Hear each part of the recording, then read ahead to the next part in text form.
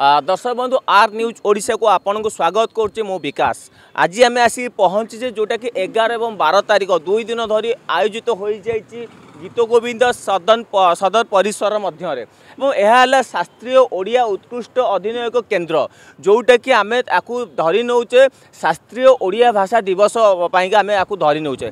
तेणुक ओडिया भाषा को आम किपरि भाव में सारा विश्व में आगू नवा ओडिया भाषा एक मुख्य भाषा हो जोटा कि ओडिया भाषा केवल आम सीमित रही जाइए ओडिशा भितर गोटे रिजनल भाषा हिसाब से। तेणुक यहाँ जोटा कि आम बर्तमान धोचे शास्त्रीय ओडिया भाषा दिवस उपलक्षे। तेणुक आम भी आशा करवा आम जेहेतु ओडिया 4.5 कोटी ओडियांकर भाव सहित यह जड़ित।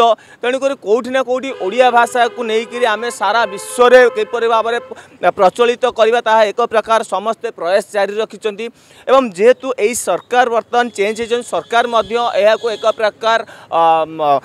प्रकार कौटि ना कौटि सी लगे दरकार जहाँकि आम ओडिशा को लेकिन आम गोटे टॉप लेवल पहुँचेगा। एवं आम जेहेतु ओडिशा गोटे मंदिर मालिन भुवनेश्वर यहाँ ओडिशा बुझा गले 4.5 कोटी ओडिया केवल नुहति बर्तमान जे मौड़मणि अच्छा आम जगन्नाथ महाप्रभु सारा विश्व में से प्रसिद्धित एवं यह 4 धाम मध्य गोटे धाम। तेणुक आम ओडिशा रे सबु प्रकार जिनस एठारे भरी रही इतिहास ऐतिह्य जदि आप देखिए कहीं केते जुगरु ऐतिह्य यह एक सारा भारत वर्ष रे यह एक चिरस्मरणीय होइकी रही।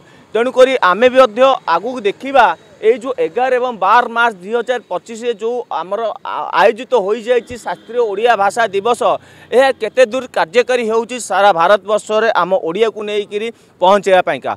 भुवनेश्वर विकास महाराणा सहित कैमरामैन तपन आर न्यूज ओडिशा।